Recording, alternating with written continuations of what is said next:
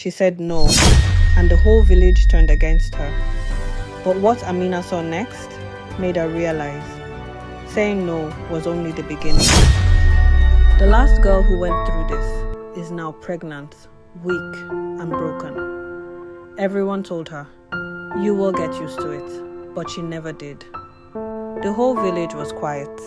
Even the wind seemed to stop. Alhaji Musa looked at Amina. Amina looked back at him. No one moved. No one spoke. Alhaji Musa took a deep breath. His voice was no longer loud. It was slow, heavy. "Amina," he said. Amina's heart jumped. "I have always wanted what is good for you." Amina listened carefully. "But I see now," he continued, "that maybe.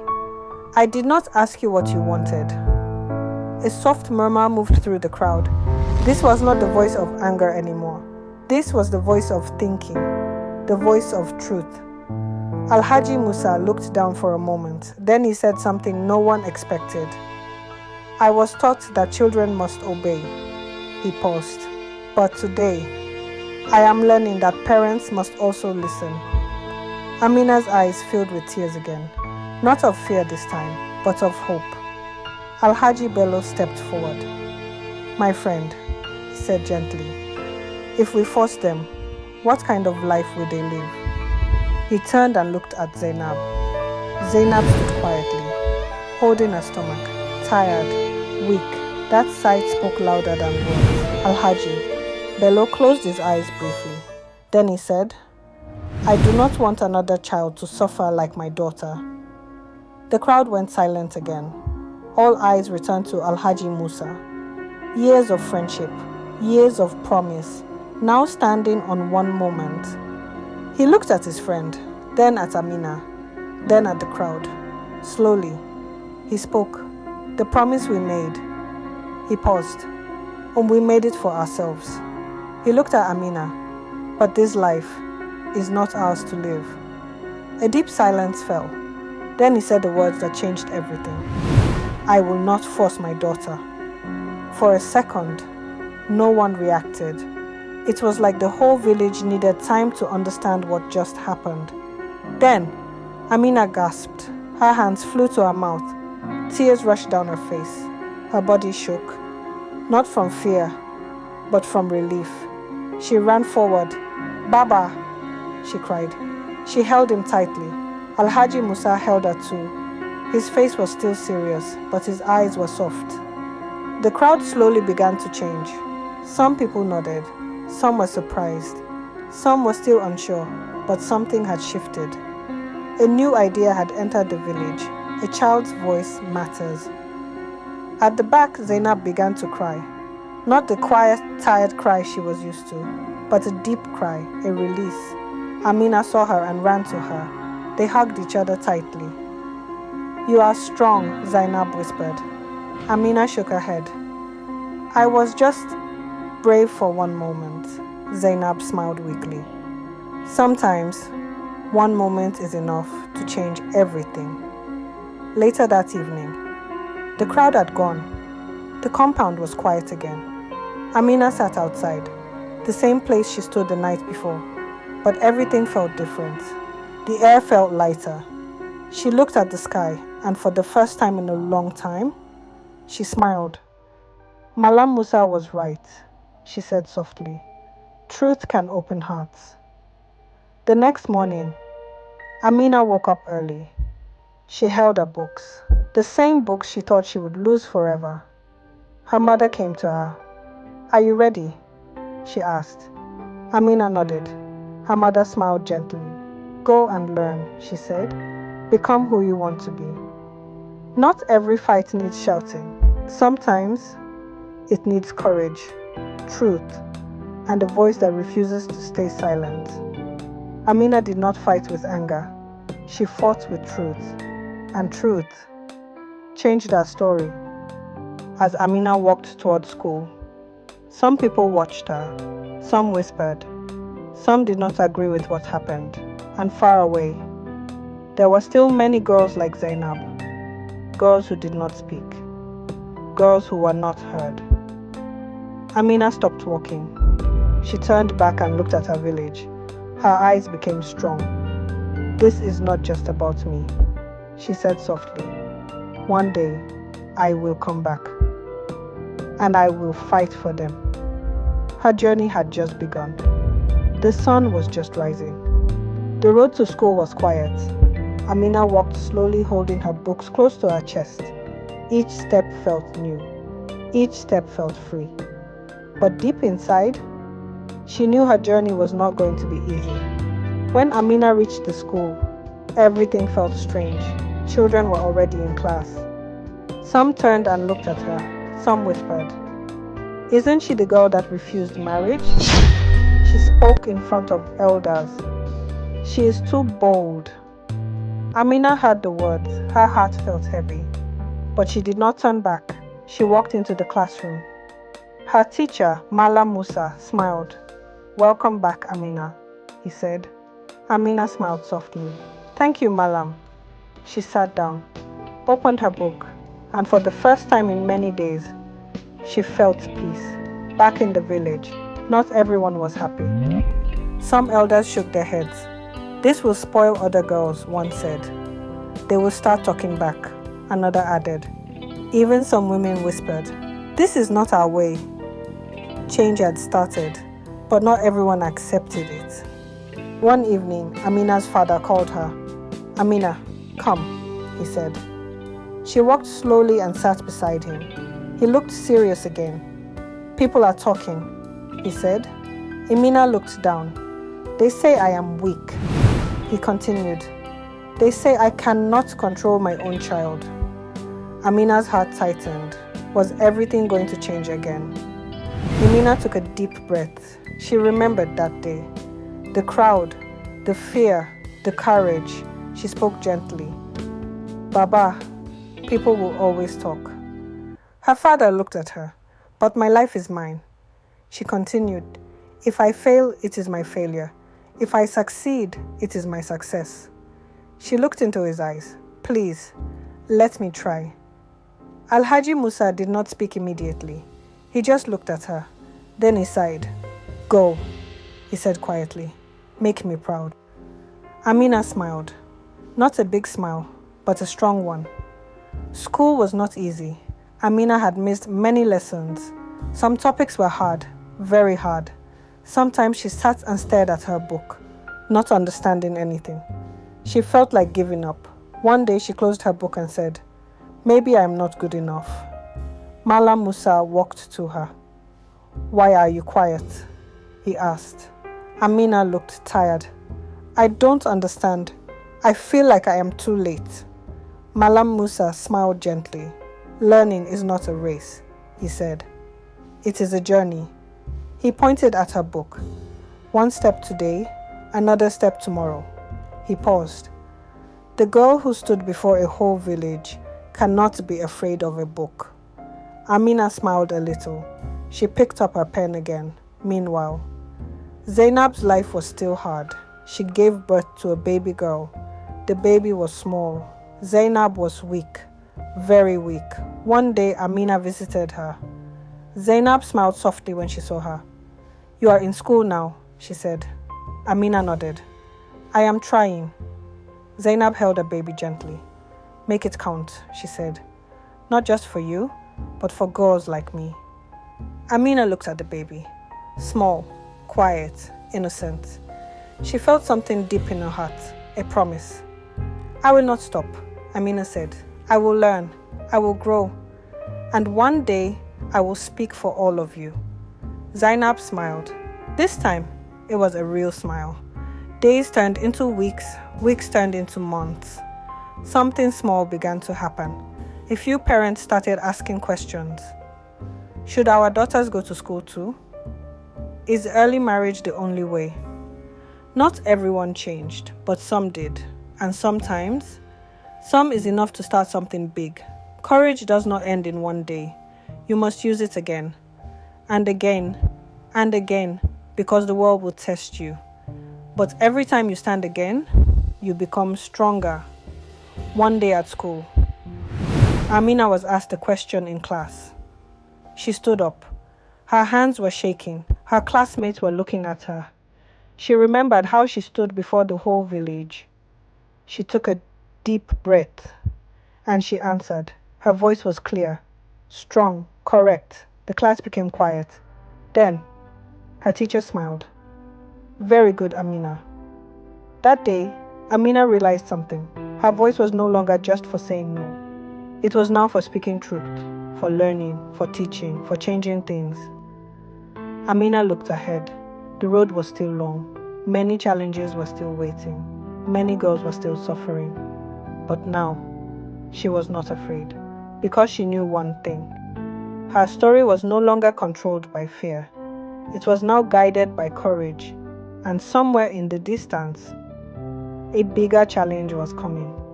A challenge that would test everything she had learned. Amina did not know it yet, but her next test was already coming.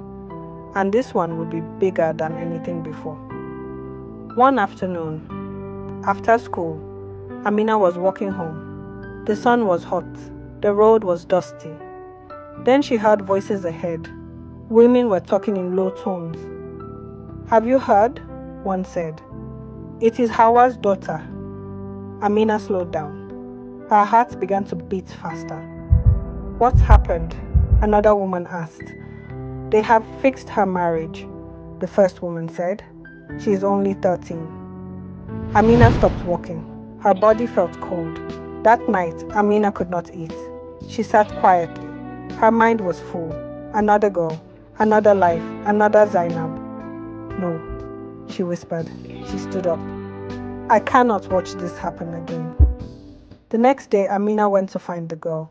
Her name was Hawa, just 13 years old, small, quiet, scared. Amina found her sitting behind her house, drawing lines in the sand. Amina sat beside her. Hello? She said softly. Hawa looked up slowly. Hello. Her voice was very low. Amina looked into Hawa's eyes. She saw it clearly. Fear. The same fear she once had. Do you want to marry? Amina asked gently. Hawa shook her head quickly. Tears filled her eyes. I want to go to school, she whispered. Amina's heart broke. Have you told your parents? Amina asked. Hawa nodded slowly. They said I will get used to it. The same words, again. Amina closed her eyes, took a deep breath. This time, she was not the one in trouble. She was the one who could help. That evening, Amina went to Malam Musa. I need your help, she said. Malam Musa listened carefully. Then he nodded. You are ready, he said. Amina looked confused. Ready for what? He smiled. To stand, not just for yourself, but for others. They sat together. They talked for a long time. This is not just about shouting, Malam Musa said. It is about wisdom. Amina listened carefully. You must speak with respect, he continued. You must show truth, not anger. Amina nodded. I understand. The next day, Amina and Malam Musa went to Hawa's house. Her parents were there. They looked surprised. Amina, Hawa's father said, what are you doing here? Amina's heart was beating fast, but she stood straight. We came to talk, she said. They sat down. Silence filled the room. Then Amina spoke. Sir, I heard about Hawa's marriage. Her voice was calm, respectful. Hawa's father nodded. Yes, it is already decided. Amina took a deep breath. I was once in the same place. The room became quiet. Amina told them everything. Her fear, her pain, her dream, how she almost lost it all. Then she spoke about Zainab, her suffering, her struggle, her weak body, her tired eyes. No one spoke. Amina looked at Hawa's parents. Do you want your daughter to be happy or just married? The question sat heavily in the room. Hawa's mother looked at her husband. Her eyes were unsure. Hawa's father spoke slowly. We only want what is good for her. Amina nodded. I know, he said. But sometimes, what we think is good is not truly good. Silence again. Then Malam Musa added, "Let her learn first. Let her grow." Days passed. No answer. Amina felt worried. "What if they say no?" she asked Malam Musa. He smiled. "Change takes time." One evening, Hawa came running. Her face was full of emotion. "Amina!" she called. Amina stood up quickly. "What happened?"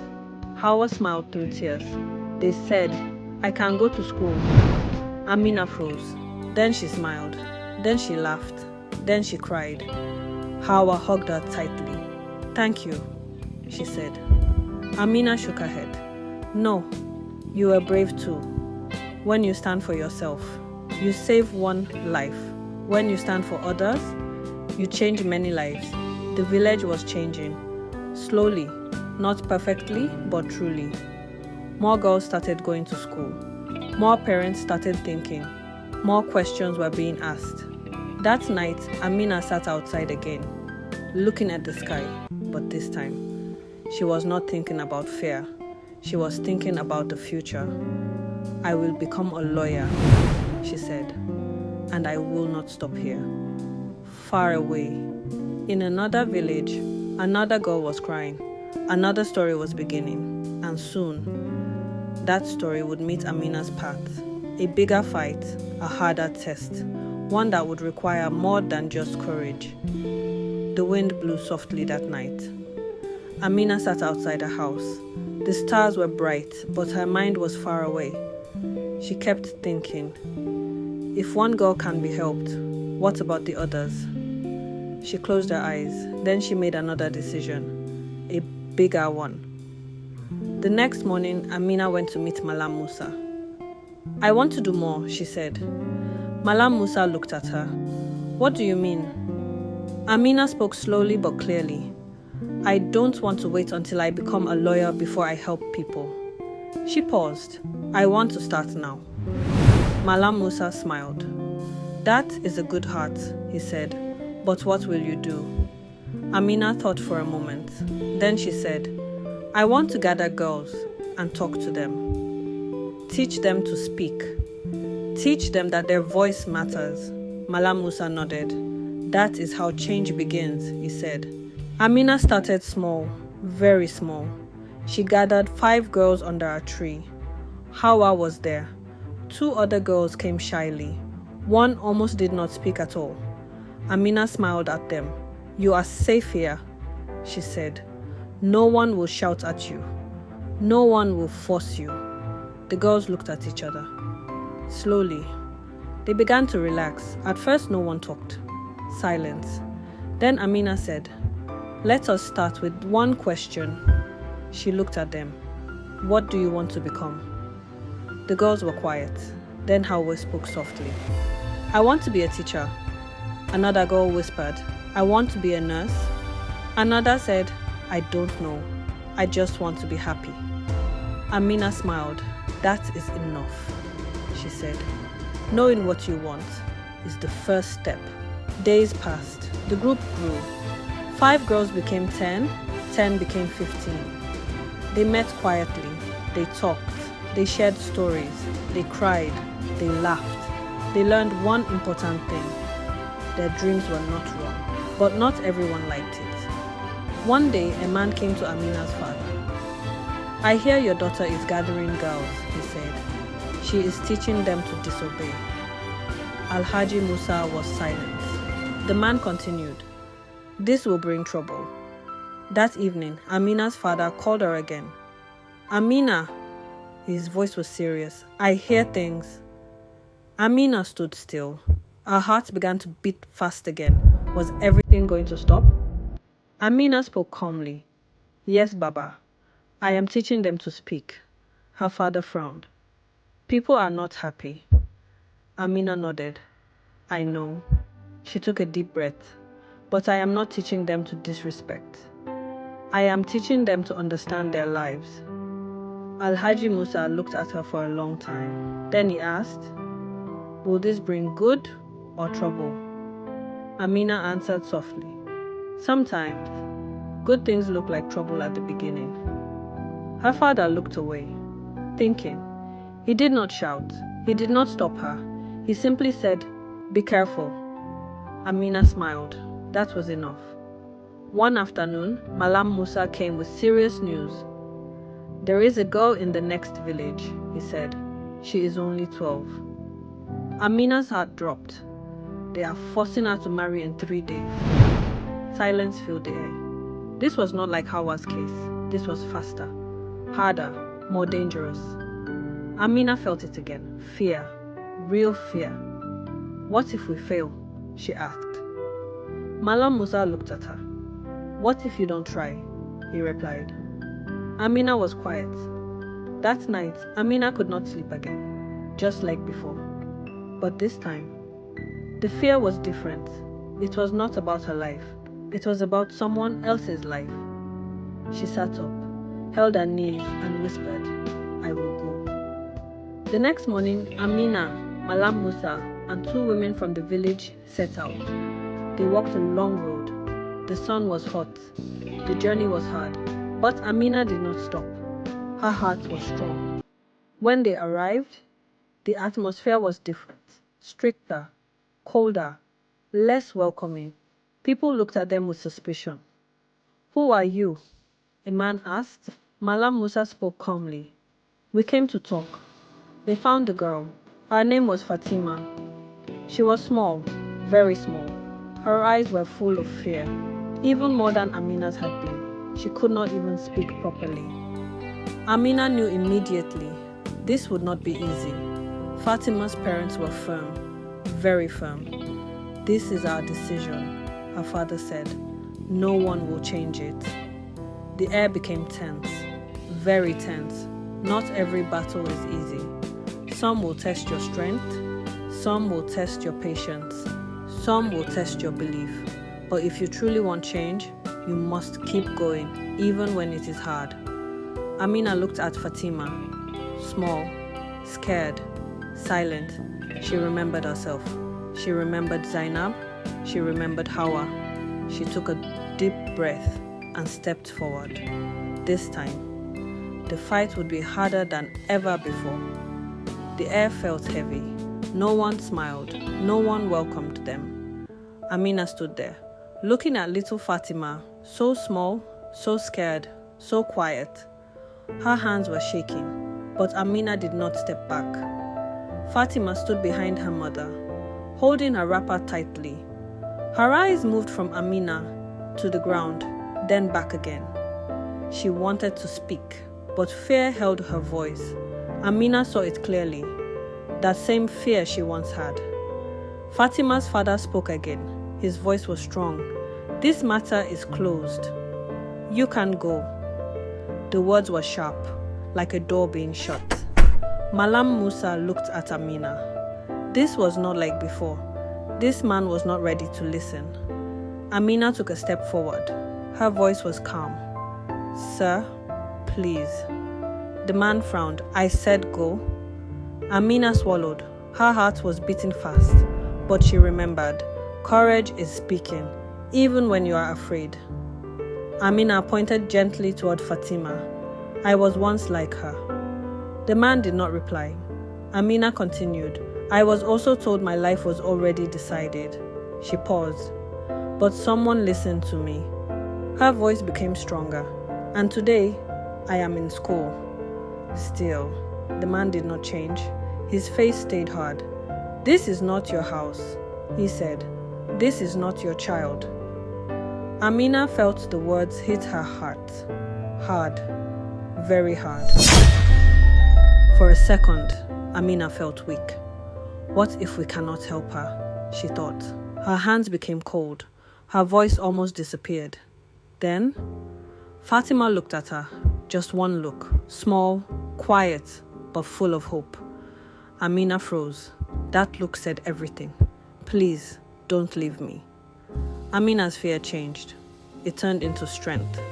She stood straight. She spoke again. Not louder, but deeper. "Sir," Amina said softly, "if she cries every night, will you hear her?" The man blinked. No one expected that question. Amina continued, "If she is not happy, will you see it?" Silence. If she suffers, will you feel it? The room became very still. Fatima's mother shifted. Her face changed. She looked at her daughter. Really looked, not just as a child, but as a human being. With fear, with dreams, with a future. Fatima's father spoke again, but this time, his voice was not as strong. We are doing what is right. Amina nodded gently. I believe you, she said, but sometimes, right can still hurt. Malam Musa stepped forward. Let her learn first, he said. Marriage can wait. She is still a child. The room was quiet again, very quiet. No one moved, no one spoke. Fatima held her breath. Amina held hers too. Everything was waiting, and for one answer. Fatima's father looked at his daughter. She was shaking, tears slowly falling down her face, not loud tears, but silent ones. He looked away quickly, then looked back again. His voice came out slowly. 1 year. Everyone froze. I will wait 1 year, he said. If she still wants school, she can go. Fatima gasped. Her mother covered her mouth. Amina's eyes filled with tears. It was not a full yes, but it was not a no. It was a door, slightly open, and sometimes that is how change begins. Fatima looked at Amina. For the first time, she smiled. Small, but real. Amina smiled back. Her heart felt full. You may not win every battle fully, but every small step matters. Every small change matters, because today it is 1 year. Tomorrow it may be a lifetime. As they walked back home, the road felt different. The sun was softer. The air felt lighter. Amina was quiet, thinking. Malam, she said softly. I did not fully save her. Malam Musa smiled. You gave her time, he said, and time can change everything. Amina has come this far. She has faced fear. She has faced people. She has even faced herself. But the big question is, will her dream of becoming a lawyer come true? Or will life stop her before she gets there? The final part will give you goosebumps. Watch out for it. Thanks for watching. See you in the next episode.